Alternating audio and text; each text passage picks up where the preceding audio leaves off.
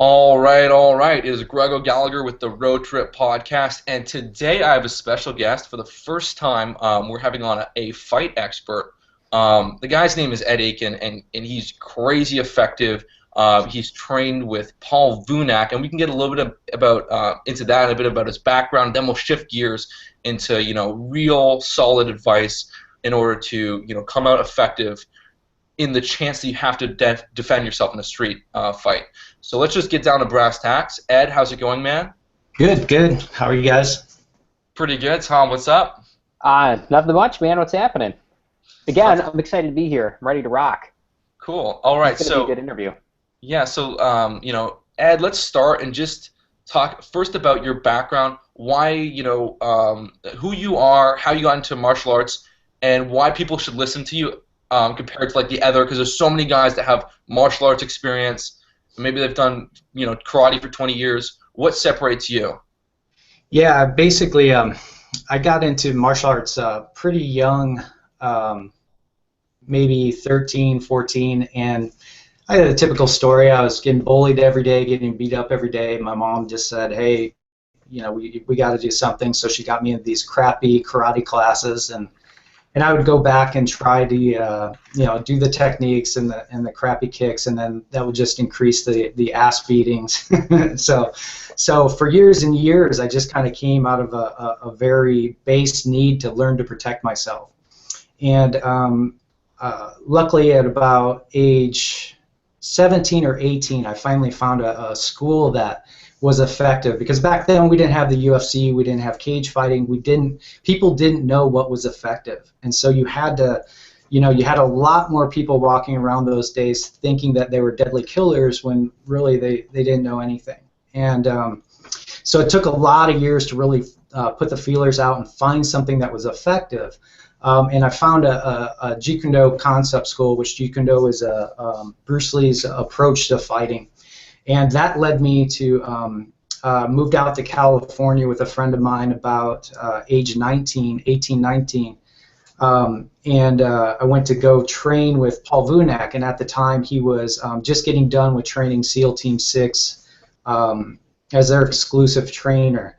And so he was really known as a true fighter. He was out in the streets. I mean, the guy was his backstory of how he got found, how he started training the SEALs is pretty interesting. I won't get too much into it, but basically, I believe the CIA and the SEALs found him after watching him actually take somebody out. So it was kind of that guy's got a very unique story. So long story short, out of this need to basically protect myself, I was a skinny guy. I was kind of a nerd, I was in the band and all that stuff, and so I ended up traveling to Long Beach and started training with this group of guys who it was really interesting training. There was a lot of interesting characters, but for the most part, it was really just, hey, I was done with the woo-woo side of the martial arts. I realized that 90% of it was crap when it comes to real fighting, and I finally found these guys who were the real deal. And so from that, I basically learned, how to street fight, how to effectively take somebody out who's bigger than you, who's perhaps better skilled than you, and that's really the backstory. And from there, it really opened my eyes as to what real martial arts is about. And I've gotten to train with some of the best of the best, the Gracies, Guru Asano, all these just top big names. And so, but really, Jeet Kune Do is really about the philosophy of how to approach training, how to approach whether you want to do it for fitness or you want to do it for street defense. There's a way to change your mindset. And that was really the biggest thing, more than just the physical training, was the mindset that they instilled for street fighting and basically defending yourself against really bad situations. Right, and that's interesting. Because for a long time, before the UFC came about, it was always like, which martial art is the most effective? And interestingly enough, Bruce Lee was the first person years and years ago, before everyone else, to kind of look at, instead of looking at which is the best, how do I create like the best approach using the best of different martial arts and stuff. Yeah, I mean, the guy was a pioneer. I mean, he was physically gifted. He was a fighter first, fighter martial artist first, actor second, third, philosopher. But he realized that every style was limited, and that if you really want to be, a fight is chaotic. Anything can happen, and to be really prepared to, take on one guy, two guys, weapons, go to the ground. You have to realize that every style is going to be limited in one of those areas.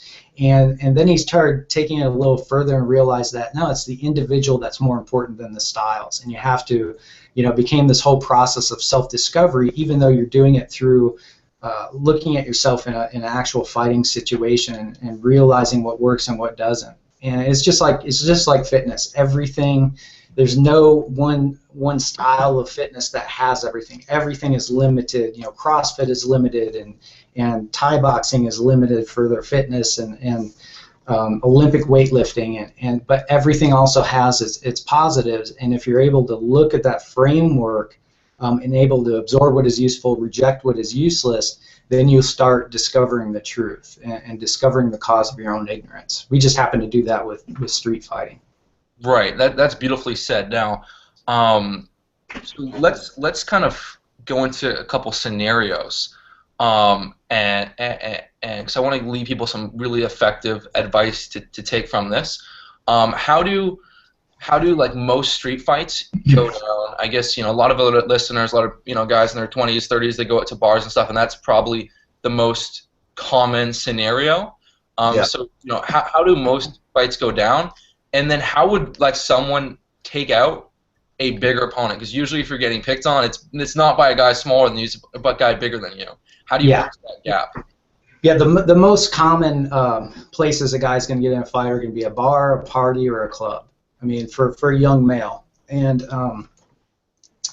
those types of fights are actually easier and better to prepare for than getting full-on attacked in the street where your attacker's already in go mode. They have the element of surprise. They've jumped you, and now you're reacting.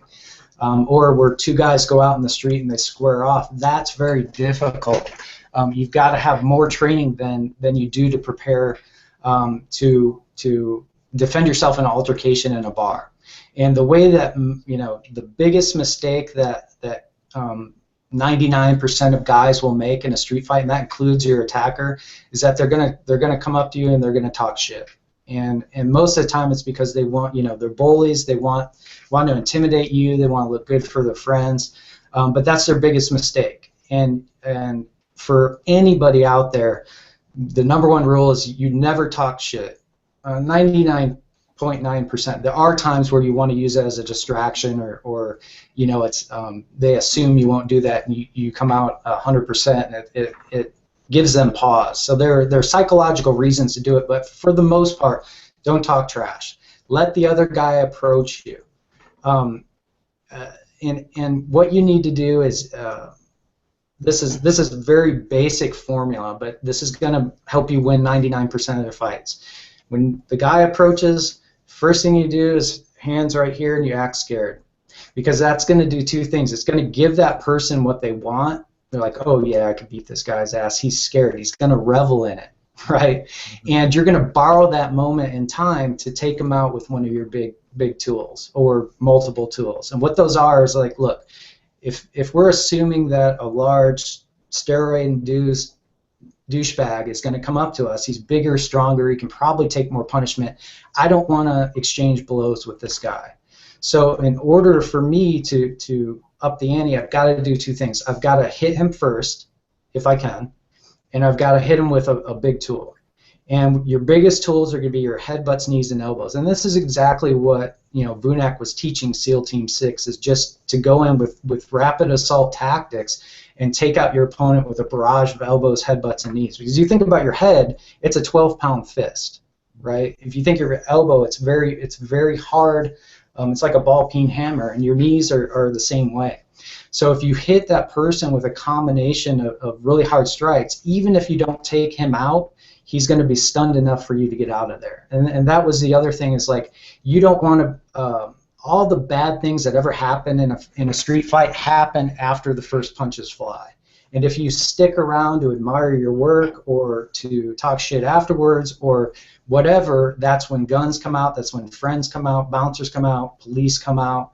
So, your first thing is going to be awareness. The second thing is let the guy get close as long as he's not already in punching mode, and then borrow that moment in time when you act scared to take him out of commission, and then you get out of there. And Right. that's Okay. how that's pretty basic formula, but it's gonna work 99% of the time.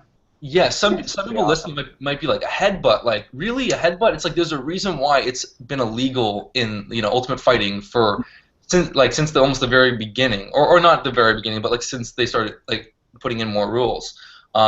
It's and I guess obviously in this case you're not referring to like the '90s like Hollywood movie elbow headbutt where they just cock their head back and they slam forward with their forehead, like more No, like there's definitely, yeah, there's technique involved. You have to do it a specific way, because if you elbow somebody, you knee them, you headbutt them in the wrong way, it's just going to piss off a big guy. You've got to do it in a way that generates tremendous force, enough to take him out of commission, or at least stun him long enough for you to get out of there. And there came a point when I finally perfected it's not they're easy techniques, but you have to put the time in to develop them. There's a certain way to throw the headbutt. There's a certain way to throw the elbow to generate a tremendous amount of power. And like I said, if you don't do it right, you're just going to piss that person off, and that's the last thing you want to do. The last thing you want to do is hit the guy and he looks at you, and now the fight's on. You don't want to give him that chance. So, the headbutting with your forehead and that whole thing, that's just going to make someone angry. There's ways to accelerate the force, use the top of your head, your whole body's behind it, and you drive your head through their face. And doing it that way is going to ensure that you'll take somebody out who's bigger, stronger, and intoxicated on crystal meth, whatever it is. Yeah, if you look on your YouTube channel, if anyone listening looks at Ed's YouTube channel, he does some demonstrations of these blows, of these very effective attacks, and you can see the amount of power generate. Like you would cringe just imagining that on an opponent. It's really lethal, but these techniques are so cool because obviously the last thing you want to do is get in a fight, and you want to avoid it to the best of your ability. But if you're in a situation where it's unavoidable, this guy just wants to take you out. And there's no getting out of it, then like these are your tools. This is how you kind of bridge that gap between someone that is 50 pounds bigger than you, or even a girl, for example. If she can, if a girl can throw like a hard a headbutt or elbow in a self-defense situation, that's going to do a lot more damage than trying to throw a punch. Yeah, I mean, Yeah. you see it all the time. Guys break their hands, boxers break their hands in a street fight, and that can be very detrimental. If that fight gets out of control and there's multiple opponents, and off your first shot you break your hand, you might have a very bad night. So the headbutts, knees, and elbows. The elbow you can hit your funny bone sometimes, but it's not going to take you out of commission. That's the other thing is you can generate a lot of power with those tools. And at the same time, you can protect your limbs. And it's not that I've never hit anybody in a fight or don't use punches, but when we're talking about specific scenarios that most guys are going to fight in, it's going to be closer up. This guy is giving you no chance. You're in a crowded situation. He's encroached, and you don't really have an escape route. You've got to take the guy out. And so the headbutts, knees, and elbows work better in that range anyway. So that's just one thing to keep in mind. And to be honest, it takes a long time to learn how to punch correctly. And even when you learn how to punch correctly, look at professional boxers when they get in a street fight, they break their hands. And guys are breaking their hands in the UFC too, because they're punching more than they are elbowing and kneeing, just because of the ranges. Yeah, I mean that's a perfect point. And seriously, for anyone listening, the last thing you want to do is break your hand, not be able to lift weights for a few months. I mean, that would be a travesty. Use those elbows and headbutts. And it's funny because it's not like an instinctive thing to do. Anyone that's gone in a fight that doesn't have solid martial arts experience, it's just they go into autopilot and they just start throwing for the fences, big wild haymakers. And like throwing a headbutt or an elbow or a knee isn't something that kind of is that instinctive unless you purposely train for it. which I Yeah, find and I, quite. I highly recommend any man out there, just not even for, self-defense. Obviously, look, there's most guys have never been in a fight or don't look for fights. Maybe they're in a scuffle on the playground when they were younger, but they've never been in a really violent fight. And I think it's very important to train it for the sole reason that nobody knows how they're going to react in a fight until it really happens, or until they've prepared themselves, or at least gotten into some experience where they've had somebody throwing punches at them. And it's they say this with gunfights too, that you never know how you're going to react in a gunfight until it happens. But there are ways to prepare yourself. And some people freeze up. Some people go into a crazy rage and throw haymakers. Other people just, they end up being really good fighters, and they just never know. But it's that reaction. You've gotta get that reaction down, just to know that. Look, if you are somebody who goes out and you're picking up chicks, there's that's one chance in 100 that somebody's gonna try to attack you. You should know how you're going to react in that situation. Otherwise, just watching a video or talking about it or watching UFC is not going to do you any good, because people don't know how they react. It's a subconscious thing, and if you're that type who just freezes, and everybody can be that way. And when I first got into my first fight when I was 12, I froze and I got punched like 12 times, and it took me a long time to really get over that. And that's something that is unique to every individual. But I think as a person, if you're serious about at least entertaining the thought that, hey, you know what, it might happen, and I'd like to be prepared for it if it does, then you've got to kind of get in the kitchen a little bit and have somebody throwing punches at you just to see how you're going to react. But that's kind of my 2 cents on you should do it for the self-defense reason. But the other reason is, I think martial arts is the self-defense is an entry point, and fighting's a very, very visceral, very, very base thing.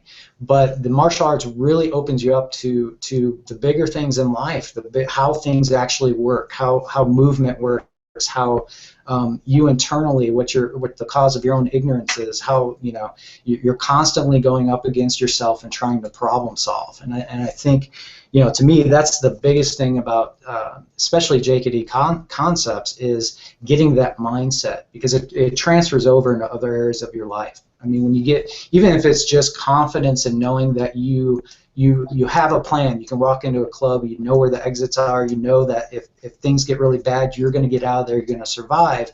That confidence transfers over into other areas. It transfers over into interpersonal relationships, picking up chicks, at your work, at your job. So there's a lot of different areas, I think, I know in my life it's completely changed everything for me, because I was just so introverted as a kid. I just, it took the martial arts to get me basically where I'm at today. Wow. Which is where I'm at. Yeah, no, I'm with you. I had a sort of similar story to you, Ed, but sort of different, because I had an older brother, and every once in a blue moon, we'd end up getting into a full-blown punching fight, and it sucks getting your ass kicked a lot, because when someone's 2 years older at that age, you're 10, they're 12, or they're like halfway through puberty, and you're a tiny kid. It doesn't go down very well. And I remember one time we were going up to my family cottage, and I brought this tiny TV to watch the new Spider-Man movie in my room, and then my brother was like, "No, I'm having the TV." I'm like, "No, you're not." And then all of a sudden we start throwing punches, and I'm on my ground like shit. I'm getting my ass kicked. I'm like, that's it. I need to learn how to fight. So actually, funny enough, I've trained in. I tried to find all the best martial art, and I was looking at these different Eastern martial arts classes, and I'd go to try them, and everyone's sort of kind of just like I kind of had more of a pragmatic mind. I'm like, I couldn't pull this. Wouldn't work for my friends. Like, I know this. And so then I'm like, you know what? I got into boxing, and which was very cool, learning how to throw punches. And then actually, finally, one of my friend's personal trainers was a bouncer, and he worked with a Jeet Kune Do guy. And so then I started training Jeet Kune Do concepts, and I was like, holy shit! Like this is crazy. Just because you realize how combative it is. Like if Yeah.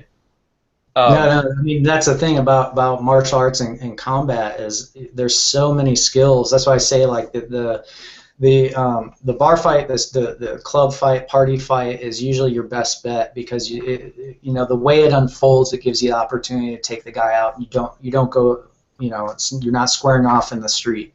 But it's when you're squaring off or you're already being attacked, so many variables come into play, and there's so many skills to work on. You've got to have your sticks, knives, guns, boxing range, kicking range, trapping range, grappling range, throwing, multiple opponents, your environment. You know, sometimes you're on concrete, sometimes you're on a slippery surface, sometimes you're in an enclosed bar, sometimes you have space, sometimes you don't. Sometimes you get knocked down and you've got to learn how to fight on the ground or get your way back up onto your feet. Sometimes sometimes it's a prolonged one-on-one fight, and sometimes, it's two or three-on-one, unfortunately. And all those things take different types of training methods, but at the same time, they have to be done with pressure and they have to be field tested. And that's where a lot of martial arts come up short. Is they're just a system that's been handed down over and over again, and depending on their training method, they're going to be limited by that training method. And some are very, like boxing, the most functional hand fighting art there is, but there's obvious limitations. Throw in some kicks, throw in some throws and takedowns, and the boxer is like a fish out of water. But the same thing with the jiu-jitsu fighter. He's very good on the ground, but he's got to get you there first. If the fight happens in a bar with weapons or knives, even the ground fight can be the worst place to be. But the guy who doesn't investigate ground fighting and falls down, and all of a sudden he's on a fight in the ground, now he's going to be a fish out of water. And so you look at it as like, okay, what can happen, and how can I prepare myself for an infinite number of variables?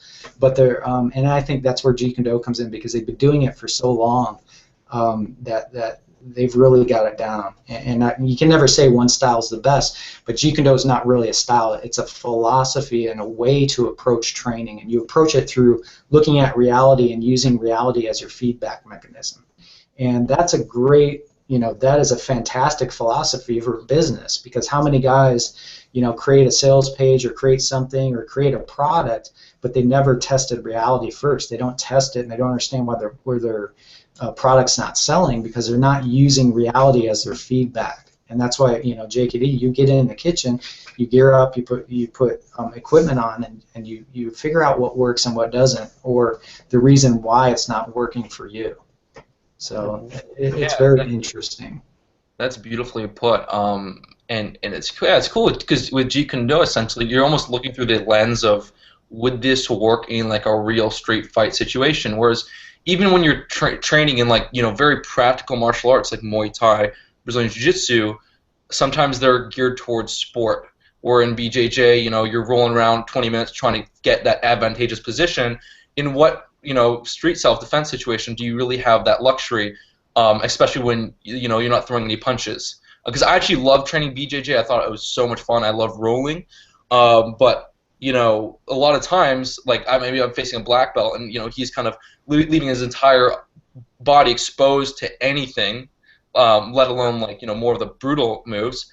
It's fine for sport, but yeah, it wouldn't fly in a street fight. And I like how in your program and in your stuff you talk about like you want to get in there if you have to, and then you want to get out because you don't know if he has two friends that are going to come over and knee you in the head or whatever. So it's, I guess the last thing you want to do is spend like 20 minutes in a grappling fight if you don't know if there's other people involved. Yeah, I actually, for one of my programs, I pulled a video off and kind of did a commentary on it. And it's this kid fighting some guy in the middle of the street, and the kid's on his back, and the guy's in his guard. And, the guy's on top in the guard is pretty much beating this poor kid up. Not too bad, but you watch after a while, the kid's mom just kind of strolls over and boots this guy right in the face and knocks him out. Whoa. And it's just, he was so hyper-focused on fighting the kid in the street, and some time had passed that he felt comfortable there, plus he was probably drunk or whatever. And the kid's mom just walks over and just full-on football kicks him right in the head. knocks them out. And that can happen to anyone. I mean, that's the, that's the reality. But see, a lot of people will look at that and go, well, I'm not going to do jujitsu, or I'm not going to investigate how to defend myself on the ground because of that scenario. And that's also, you'll create another pattern and trap yourself there by denying that range. And how many times do you fall in a fight? I've fallen several times. It's never planned, but you've got to maybe use your jiu-jitsu to get back up. And sometimes you get stuck down there. I got stuck in a door jam with this huge guy on me because I let him up and he tackled me. And I was stuck in a door jam, so I needed to go to my jiu-jitsu, and it saved me from getting pounded. But that's just using no way as a way, and you're therefore not. Your only limitation is that you have no limitation, and that was Bruce Lee's philosophy, to just really where is the cause of your own ignorance? Where are you leaving holes in your game? And that can that game can be any game. It can be business, it can be life, relationships, basketball, whatever it is. But if you carry that philosophy, I think that's the thing that sets JKD apart. So. Right. Okay. And that's something that anyone listening can take and apply this to fitness, because this obviously helped me in fitness in numerous areas when you're not because it's easy for people to get stuck in what they've been doing for several years and not open up to new ideas. And when something's not working, being able to look into to branch out to try other things. And if it doesn't work, what part of it is working, and then what can you take from that and move on with that? Which Bruce Lee was an incredibly fascinating dude. I watched all his interviews, and he was so far ahead. It was mind blowing. So we've covered some great topics so far. Let's kind of go a bit deeper into maybe even share an example in your life where you had to kind of use some of these situations we've talked about, how the kind of maybe verbal dialogue went down, and then kind of what kind of tools you relied on, if that kind of makes sense. Yeah, absolutely. I'll give two examples, and the first one was when I said you never talk trash, but there is a caveat. There are times where you need to, and I had an altercation a few years ago. Well, it didn't really turn into a fight. But what happened was this girl was standing really close to me, and I said something like, "Oh, I'm sorry, were my muscles in your way?" Just making a joke. And she's like, "Oh, did you hear what that asshole said? She was just a bitch, And I'm like, "Oh, all right, whatever." Anyway, so she wanted me to move, and the last thing I'm gonna do is move for someone who's being rude. And I just said, "No, I'm not moving. I was here first. I'm not moving." Well, she ended up going to get her friend, who's like a 7'1", either college basketball player, or volleyball player, whatever he was. And when he approached, I knew I'd seen her go over there, so I knew what was going to happen. But I had been in so many fights and sometimes this is just, some people have this. You can really read people. But I looked at this guy and I could tell he had never been in a fight in his life because of his size. And people just don't fight 7 foot tall guys, And so I looked in his eyes. I could tell he's used to using his height to intimidate people, but he'd never been in a fight. So when he approached, I basically told him, I said, "Look, I'm not moving, and you're not going to move me. And if you come a step closer, I'm going to take you out." And I basically just gave him my whole, "I'm going to destroy you." And he could tell I was serious, but I was doing it to defuse the guy. And sure enough, he walked away. And so I didn't end up getting in a fight. And that's like the one, couple times where you do want to use your verbal skills to disarm people. But had that guy been a different type of personality and I did that, he might have just attacked me. Or, while in the midst of me talking trash, he might have just, right-handed me or whatever. So yeah, that takes a little bit of kind of knowing people and being in those situations. But, another fight I had years ago, my buddy and I were talking, we were at a club, and this really pretty girl walked by, and we both just kind of stopped and stared. She was gorgeous. And right behind her was her 6 foot something, probably 250 D-bag boyfriend, walking by and he gave us this look like he was going to kick our ass. So my roommate just said, gosh, what's his problem? And I said, I don't know. He probably thinks he's tough or something. I actually didn't mean it for him to hear it, but he heard it. Right? So he comes back, and he goes, "What the fuck did you say, little pussy?" And I hope language is okay on here, by the way. Yeah, we've already dropped a couple F-bombs on our end, so yeah, it's okay. All right. So anyway, so he's like, "What the fuck did you say, little pussy?" And so here again, I look scared, and that's what he wanted. Had I not looked scared, he would have had the upper hand, and he would have attacked me.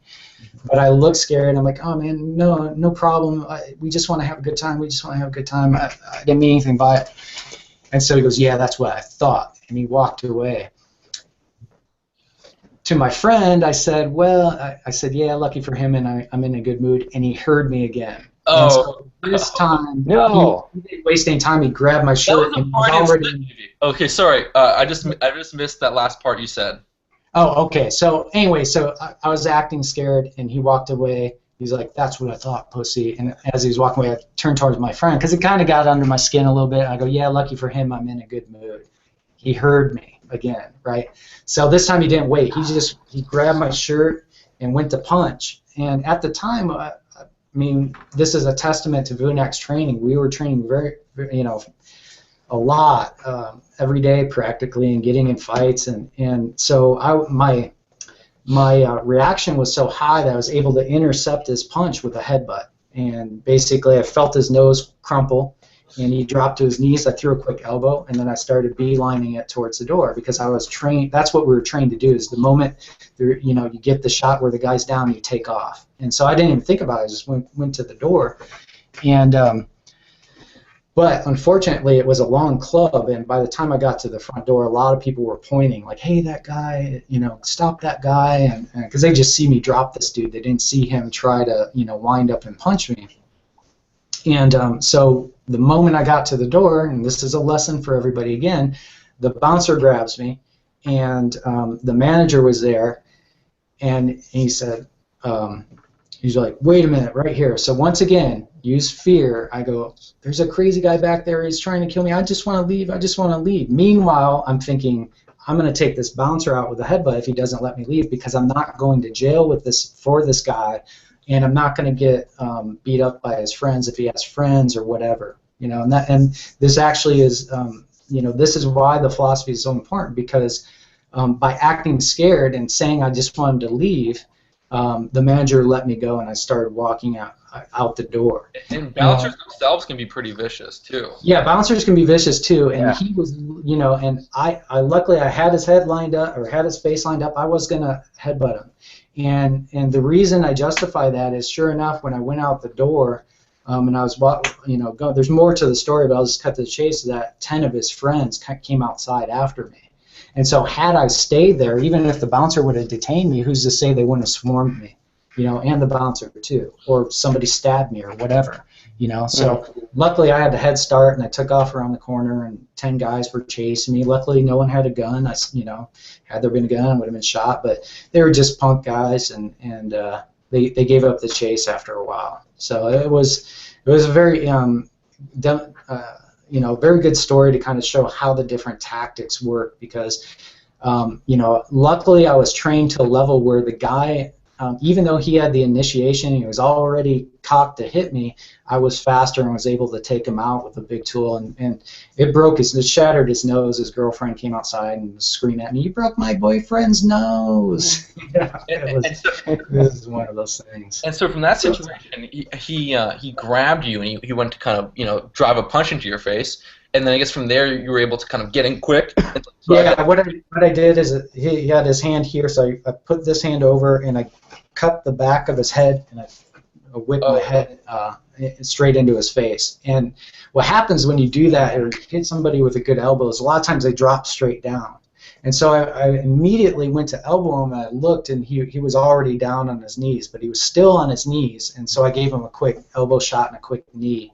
Not too hard, but hard enough to jar him some more, and he dropped to the ground, and I beelined it out of there. But had I not, had that power, the training to intercept his punch. This guy was a lot bigger than me, and he, that's the other thing, is that you have to treat a fight with the seriousness that it is, and any one punch can kill you, or the fall after the punch can kill you. People get hit one time and hit their head on the curb or a table and they're dead, and that's not the I'm not willing to take that chance. So and I do. That could happen to the other guy too, and you have to realize with great powers come great responsibilities. But I'm not willing to die because I looked at some guy's girl. You know what I mean? I'm not willing to go to jail because his girlfriend was pretty and I was paying her a compliment. We weren't being rude. We weren't, and so it's those things happen. I mean, I really. That happens to guys all the time, and that's a lesson, is that you can be the nicest guy out there and still have somebody, some douchebag, try to take your claw. Yeah, I've been pretty lucky, because I've really rarely been in any. I've gone out to bars all the time. I've really been into any fight situations. Sometimes it was close, but there was actually one time where I was outside a club with my cousin, and he was just talking to a girl. And then some guy that knew the girl, who was hopped up on something, I don't know what, just started attacking my cousin, just punching him. And so that was the only situation. And that was just so unpredictable. Just someone, like, literally, there was no dialogue before. And so then I went in, I grabbed him, threw him off. I actually went to haymaker him, just because it was such a rapid experience. I hadn't even been training for a couple years at that point. And I missed him, but then I cocked right back, gave him a straight punch, and he just fell down. And then essentially, I just dropped my knee on his stomach when he was on the ground, threw one punch. I saw the bouncers coming in, and then me and my cousin just kind of walked away, and we got in a cab, went home. Because, like, who would have known, like, because I don't even, like, the bouncers could have just seen the last bit and just saw me punching some guy, then started punching me. I don't know. Like, my mind is kind of, like, looking for, like, is kind of zoning in on the worst possible scenario. And you have to, but a lot of people don't do that. But yeah, like Vunak used to say, for that you could spend a night in the Gray Bar Motel, and sit in the back of a cop car for what? For some guy that just was attacking people.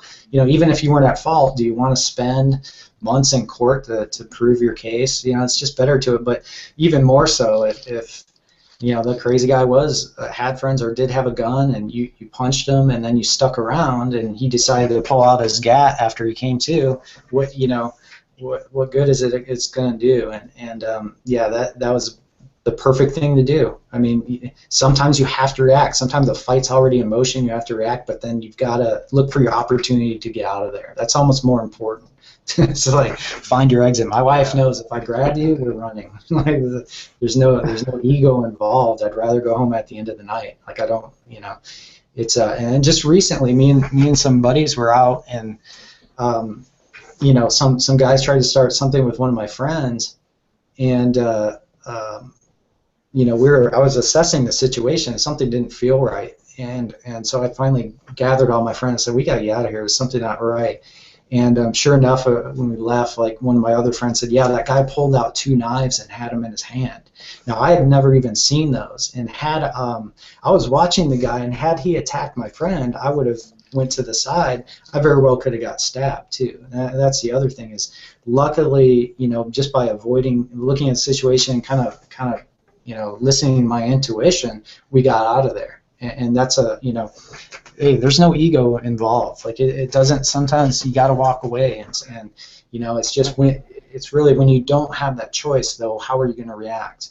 And you need to, I always, for my training, I always look at fights online and street fights and horrible things, stabbings, shootings, just because I want to give my clients and my students the best information available, and that has to be based in reality. So how do things unfold? And unfortunately, even the most basic fights, people end up dying. And it's really more from the fall. On concrete, guys get hit and they fall and they're dead. And that's the reality I kind of live with and try to share and let people know. Like, if you decide to defend yourself, you got to know you got to be able to stand in front of the judge and tell him why you did what you did. you know, and for me, I'll feel confident about that because that is the truth. Like you know, any person, if they're, you know, even with no training, if they hit you the right way, that can be the end, you know. Mhm. So unfortunate. So I got a question for you. What would have happened if so in the first scenario with the 7 foot tall blonde dude, what would have happened if instead of, you know, because you kind of, you know, you assess the situation, you know, you figured that he probably hadn't been in a fight before, he just didn't come off like that, or that's, you know, not how he resonated. What if it was, you know, 6'5" dude dressed in affliction, pretty buff? Because actually, like the bar scene around me, it's all like, it's like Jersey Shore displaced here, you know, and so it's like Bohawks and affliction, and I mean that's what it is, and they're all probably juicing, and they're all like, it's just crazy, but that's like unfortunately the scene. So what would have happened if that's the kind of personality type that came over that's like already in the aggressive? What would I have done? If I didn't have a way to get out of there, I would have done exactly what I said in the beginning. I would have acted scared, and the moment I saw his attention kind of go inward, I would have hit him, and I may have hit him with a bottle depending on his size. But that's going to be you really have to justify that. But sometimes, you know, if you're in that environment and you know he has friends and they're all around you, you might need to do that. But I probably would have just I would have headbutted him or elbowed him and gotten out of there. Mm-hmm. Yeah, I would have and you always want to, when you can, preempt, and you know, and that just means hit first. It doesn't mean that you're aggressive first. It just means you don't have a choice and you've got to strike first. And you are justified in it. If that guy's coming over to you to be aggressive and basically threaten you, then you know, then you have carte blanche to do it. But you know, if you get caught, or God forbid something happens to that guy. You know, the reality is you may go to jail, and that's unfortunate. But what's the flip side of that coin? What if he kills you? You know, right? Well, actually, interestingly enough, because Tom is actually in Florida, and they have like the most lenient self-defense laws. Someone pushes you, I believe. Don't quote me on this, but you can check this out on your own. Someone pushes you, you can literally drill them in the face. You're completely justified. Whereas in Canada, it's a much different story, and that's why, you know, assuming that defensive, obsequious position is good for bystanders. If you're like, yo, like, put your hands up, kind of act scared, people start to interpret this position like this guy is like bullying you, this guy's trying to fight you, and you're like not down. And then, of course, when you snap that elbow, it happens so fast.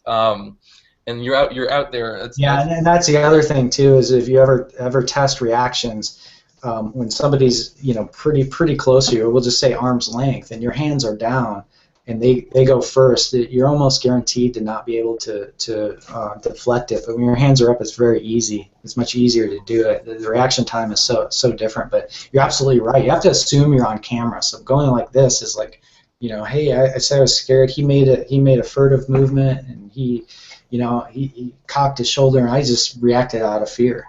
You know. Right. Yeah.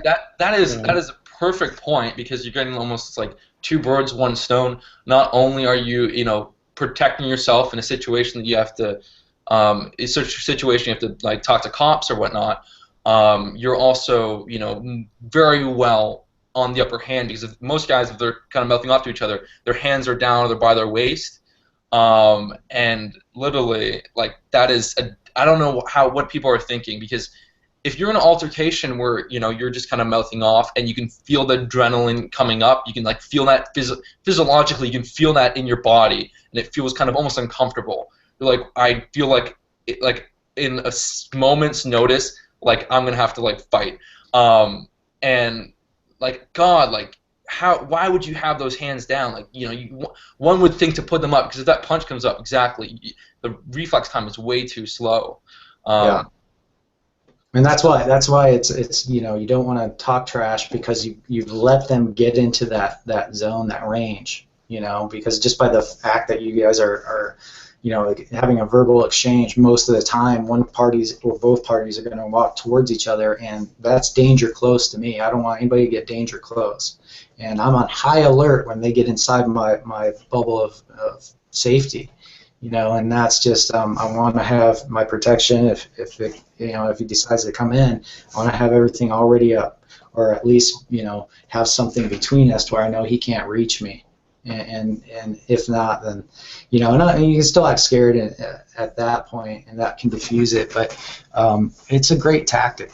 I mean, it's funny because the psychology behind it, giving that bully what they want, and it's a weird, sick thing that they have where they just want to revel in your fear. They want to feel powerful by making you scared, and it's a pattern interrupt. They freeze just for a minute because they're enjoying it, and that's the moment you borrow, and firstest with the mostest is the bestest.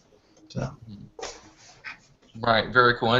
I like how you brought up the kind of sobering statistics about I mean, it's really like if it's avoidable, amazing, because you never know.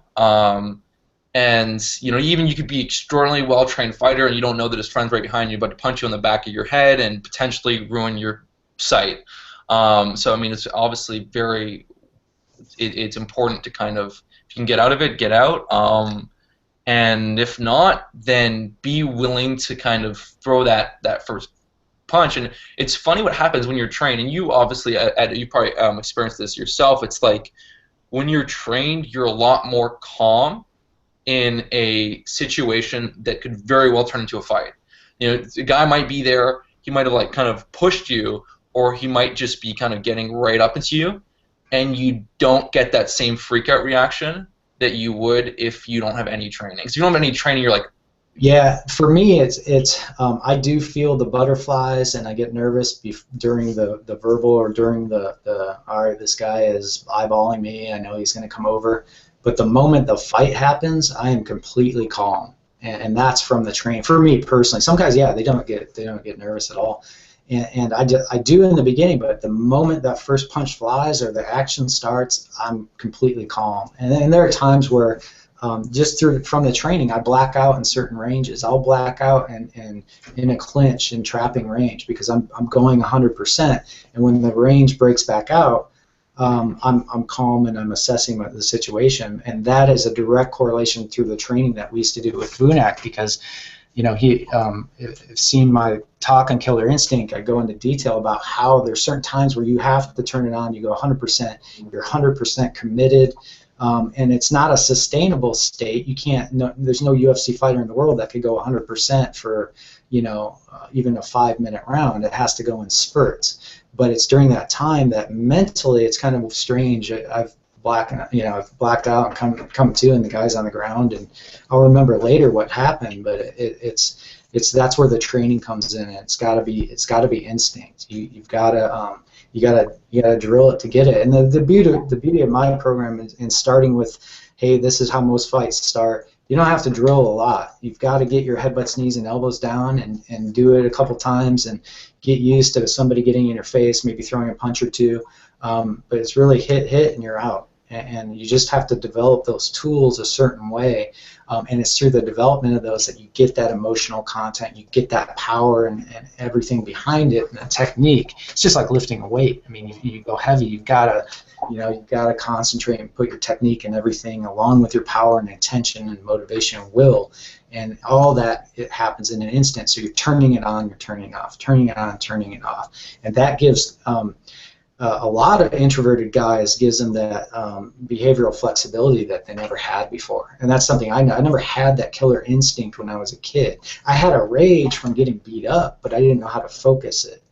And it gives you that focus, and it gives you the ability, especially for introverts, it gives you the ability to turn it on and turn it off at will, to go from 0 to 100 and then back down, let things go, and be more present in the present moment. That's the other thing, is when you're really talking about fighting, you've got to be able to focus on what is going on in your world. You can't be thinking about anything else. Did I leave the stove on? Your concentration has to be in the here and now. And our consciousness is getting so split by all the different screens we have in all the different rooms. Our phones going out, people are on their iPhones, their tablets. We're split in so many different directions that it's getting harder and harder for people to be in the present moment. And the more you can do that, the more success you'll have, I think, and just in life in general.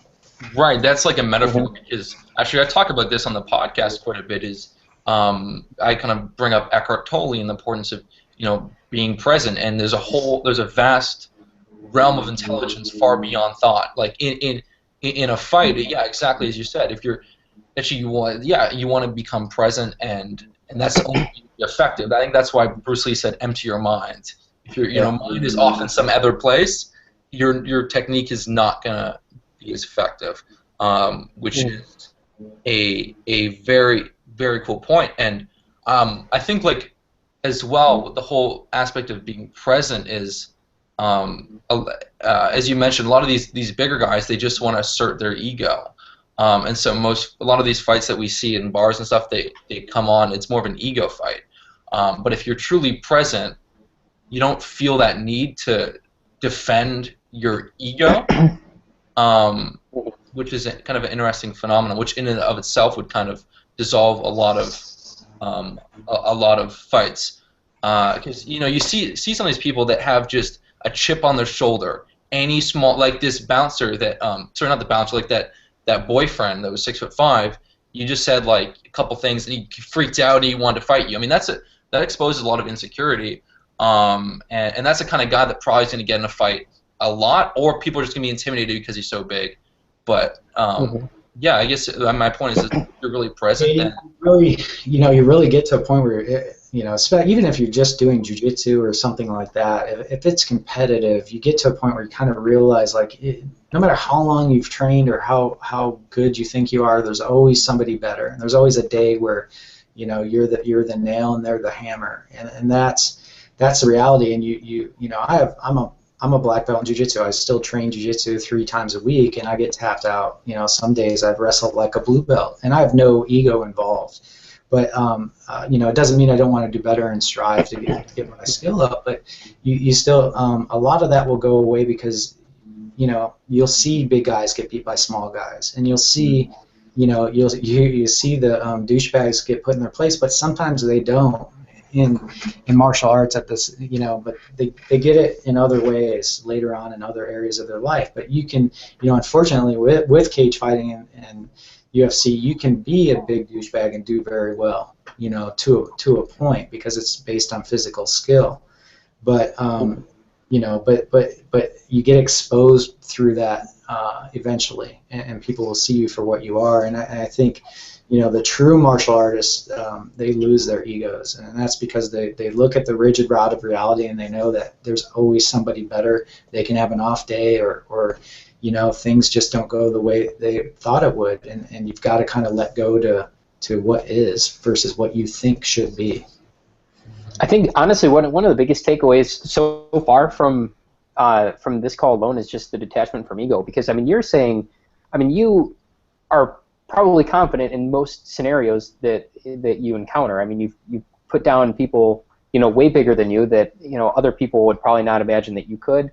And the one recurring issue is the detachment from ego. Just because you can put them down and you have doesn't mean that you're going to flaunt those skills or that you're going to intentionally seek situations like that out. And being able to have those skills and have the confidence that you know what to do if that or if that situation arises.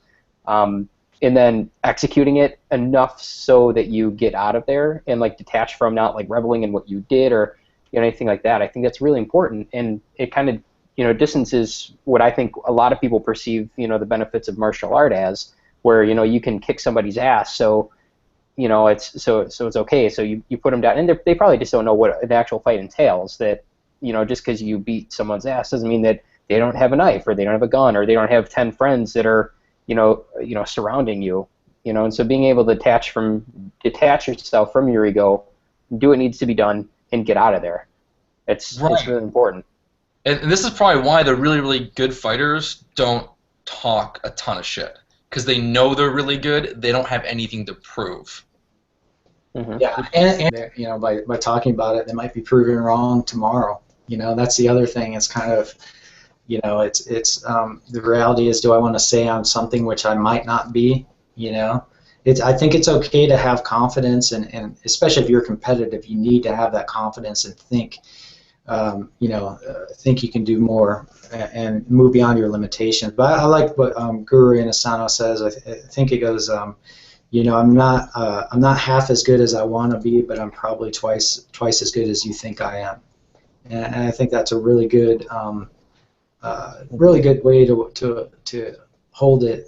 Not thinking that that's something you hold internally. You're not going to walk around and go, I'm twice as good as you. No, I'm probably better than you think I am, but I'm not not half as good as I want to be. And that's you never want to get stuck in a plateau either. So, but there is, once again, there is no one way of thinking and being. It's really up to the individual. But when it comes to the brass tacks of fighting for real and being involved in a street fight, you do have to detach from your ego, because that ego can get you killed. If you're, and that's the way I look at it, is like, look, out of necessity, I have to drop my ego, because that ego can easily get me killed. I can get invested in the moment, into looking good, or making sure I insult this guy more than he insults me, and all that type of thinking is just not good when it comes to having no rules on the street. Yeah, that's Absolutely. definitely that's a solid point to kind of wrap up on. And so now let's kind of, well, I guess we're wrapping up here. Let's talk a bit about, you have a program, Fight Fast and Flee, and how long does it take to become proficient in being able to defend yourself?